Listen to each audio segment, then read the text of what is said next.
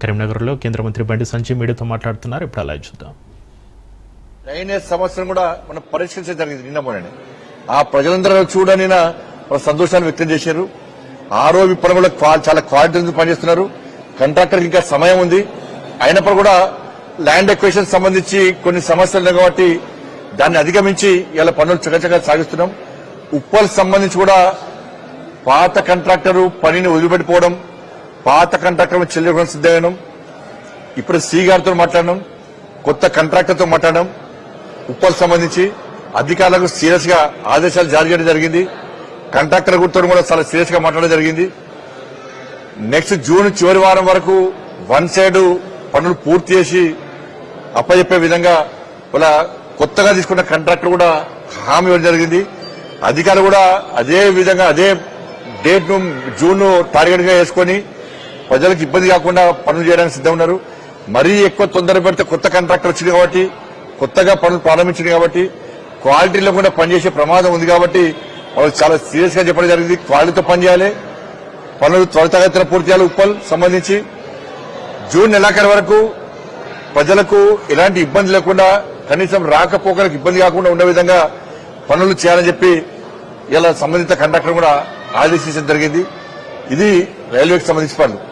ఇప్పటి వరకు తెలంగాణ రాష్ట్రంలో ఇంతో అంత జరుగుతున్న అభివృద్ది పనులన్నీ కూడా కేంద్ర ప్రభుత్వానికి సంబంధించి 1,50,000 కోట్ల రూపాయలను జాతీయ రహదారులకు కేంద్ర ప్రభుత్వం ఖర్చు చేసింది. తెలంగాణ రాష్ట్రంలో కేవలం 1,50,000 కోట్లతో 32,900 కోట్ల రూపాయలతో 32,950 కోట్ల రూపాయలతోని రైల్వే అభివృద్ది పనులను చేస్తున్నాం. మేము కొత్త రైల్వే నిర్మాణాలు కానీ, గతంలో కూడా నాచారం టెర్మినల్ ప్రారంభించుకున్నాం. మనం నరేంద్ర మోడీ గారి యొక్క సంస్థలతో వర్చువల్ ద్వారా సికింద్రాబాద్ రైల్వే స్టేషన్ కు 750 కోట్ల రూపాయలతోని సికింద్రాబాద్ రైల్వే స్టేషన్ ను అభివృద్ది చేస్తున్నాం. 350 కోట్లతోని నాంపల్లి రైల్వే స్టేషన్ ను అభివృద్ది చేస్తున్నాం. కేవలం ఈ ఏడాదిలోనే 5,000 కోట్ల రూపాయలకు పైగా నిధులతోని రైల్వే స్టేషన్లను అభివృద్ది చేస్తున్న ప్రభుత్వం నరేంద్ర మోడీ గారి ప్రభుత్వం. ఇప్పటి వరకు 32,950 కోట్ల రూపాయలతోని ఇలా రైల్వే స్టేషన్ అభివృద్ది చేస్తాం. కాబట్టి ఇన్ని చేస్తున్నప్పుడు కూడా కొంతమంది కాంగ్రెస్ పార్టీ అధికారంలో కాంగ్రెస్ పార్టీ కానీ, గతంలో ప్రభుత్వం కానీ ఏం చేస్తలేము, ఈ చేసేటని ఎవరు? అలా బస్టాండ్లకు, రైల్వే స్టేషన్లకు పోలిక తీసుకోండి.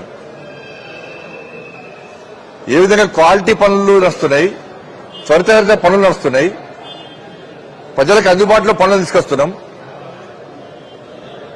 కాబట్టి 1,50,000 కోట్లు నేషనల్ హైవేస్ కోసం తెలంగాణ రాష్ట్రం ఖర్చు పెడితే కూడా మాకు ఏమి వేయలే అంటారు.